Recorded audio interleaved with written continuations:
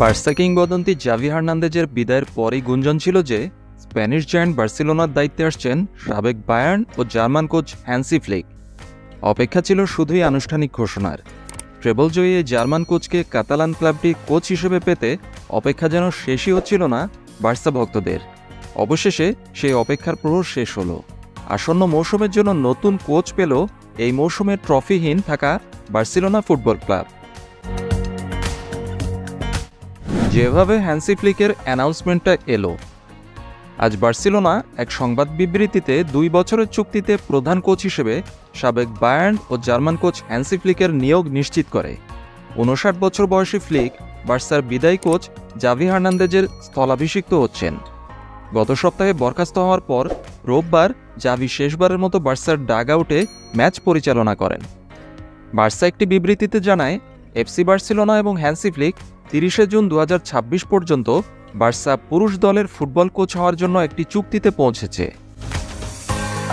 Barca এবং Xavi যেভাবে ইতি টানল, বার্সার বিদায়ী কোচ জাভি তার শেষ ম্যাচে সেভিয়ার বিরুদ্ধে 2-1 গোলে জয়লাভ করে ইতি টানেন। তবে এছাড়াও বার্সার কাছ থেকে প্রাপ্ত প্রায় 12 মিলিয়ন ইউরো মূল্যমানের শেষ বছরের বেতন স্যাক্রিফাইস করতে সম্মত হন জাভি হার্নান্দেজ। ক্লাবের প্রতি তার ভালোবাসার উদাহরণ এটি। তবে বার্সেলোনা তাকে 2021 সালে সৌদি আরবের আল সাদ থেকে বেরিয়ে আসার জন্য নিজের পকেট থেকে দেওয়া 2.5 মিলিয়ন ইউরোর অধিকাংশই ফেরত দেবে। এছাড়াও ক্লাবটি জাভির ব্যাকরুম স্টাফের 6 সদস্যের জন্য প্রায় 4 মিলিয়ন ইউরো ক্ষতিপূরণ দিবে। বার্সেলোনাকে বিধ্বস্ত করা বায়ার্নের কোচ হ্যান্সিকেই নিয়ে আসলো বার্সেলোনা। হ্যান্সি ফ্লিক 2023 সালের সেপ্টেম্বর থেকে ফুটবলের বাইরে রয়েছেন।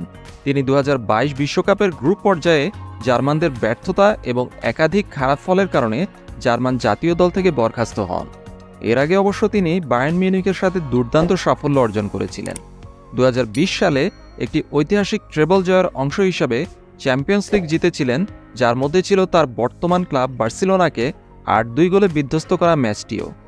আগে থেকেই হ্যান্সি ফ্লিককে পছন্দ ছিল লাপোর্তার। বার্সেলোনার অবশ্য হ্যান্সি ফ্লিকের প্রতি আগ্রহ নতুন নয়। 2021 সালের দিকে হ্যান্সি ফ্লিক বায়ার্নে থাকা অবস্থাতেই বার্সার সভাপতি হুয়ান লাপোর্তা এই জার্মানকে নিজেদের কোচ করাতে আগ্রহী হন।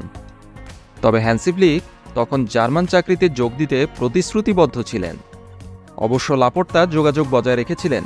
বিশেষ করে জানুয়ারিতে জাভি তার পদত্যাগের ইচ্ছা প্রকাশ করার পর থেকে সেই যোগাযোগ তিনি আরও বাড়িয়ে দেন।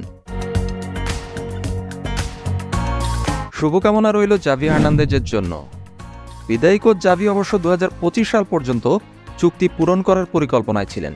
তবে ক্লাবের আর্থিক সমস্যাগুলোর উপর তার মন্তব্য এবং লাপোর্তার সম্পূর্ণ আস্থার অভাব তাকে বরখাস্তের দিকে নিয়ে যায়। 2021 সালে রোনাল্ড কোম্যানের কাছ থেকে দায়িত্ব নেওয়ার পর জাভি প্রথম মৌসুমে বার্সেলোনাকে 9ম স্থান থেকে লা লিগায় 2য় স্থানে নিয়ে যান এবং 2022-23 মৌসুমে লা লিগার শিরোপা জেতান। তবে এই মৌসুমে কোনো শিরোপা না পাওয়ায় ক্লাবটি নতুন নেতৃত্বের সন্ধানে ছিল।